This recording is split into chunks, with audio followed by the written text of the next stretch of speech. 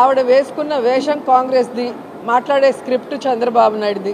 మళ్ళీ చంద్రబాబు నాయుడుతో మమ్మల్ని కలిపినట్టు మాట్లాడుతుంది.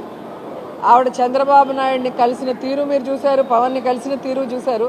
కాబట్టి ఈరోజు ఆమె మాటలకి క్రెడిబిలిటీ లేదు అనేది కూడా స్పష్టంగా చెప్తున్నాను. రాజశేఖర రెడ్డి గారి బిడ్డగా ఉన్నప్పుడు ప్రేమ అభిమానం ఉంటుంది రాజశేఖర రెడ్డి గారి అభిమానులకి.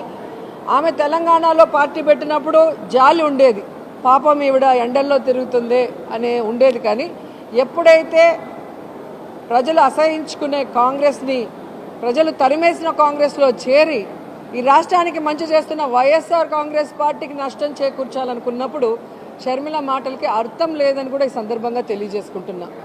ఎందుకంటే షర్మిల గారు తెలంగాణలో పార్టీ పెట్టినప్పుడు స్పష్టంగా చెప్పింది, నేను ఇక్కడే పుట్టాను, ఇక్కడే చదువుకున్నాను, ఇక్కడే పెళ్లి చేసుకున్నాను, నా ప్రాణం ఉన్నంత వరకు ఈ తెలంగాణ ప్రజలకి కష్టం వచ్చినా నష్టం వచ్చినా అండగా ఉంటానని చెప్పింది. మరి అలాంటి బిడ్డ ఈరోజు ఆ పార్టీని కాంగ్రెస్లో విలీనం చేసి తెలంగాణని గాలికి వదిలేసి ఆంధ్రప్రదేశ్లో వచ్చి మళ్ళీ కొత్త అవతారం ఎత్తితే ఏ విధంగా గౌరవం ఉంటుంది, మాటకి క్రెడిబిలిటీ ఉంటుంది? ఈరోజు జగన్మోహన్ రెడ్డి గారిని చూడండి, పావురాల గుట్టలో ఇచ్చిన ప్రామిస్ని ఫుల్ఫిల్ చేయడానికి ఎన్ని అవమానాలు, ఎన్ని కష్టాలు, ఎన్ని తప్పుడు కేసులు పెట్టి జైల్లో పెట్టినా ఏ రోజు కూడా ఎవరికి కమిట్ అవ్వలేదు, ఎవరికి తల ఉంచలేదు. ఈ రోజుటి వరకు ఎవరితో కలిసి పొత్తు పెట్టుకొని ఎన్నికలకు వెళ్ళలేదు.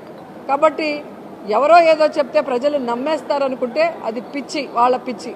జగనన్న ఎవరితో పొత్తు పెట్టుకోవాల్సిన అవసరం లేదు, అది స్పష్టంగా ఆయన అనేక సార్లు చెప్పారు. భవిష్యత్తులో కూడా కేంద్రంలో ఎవరు అధికారంలోకి వస్తారో వాళ్ళు రాష్ట్ర ప్రయోజనాలకి సపోర్ట్ చేస్తే వాళ్ళకి బయట నుంచి సపోర్ట్ చేస్తారని చెప్పడం అనేది కూడా మీరు గమనించారు.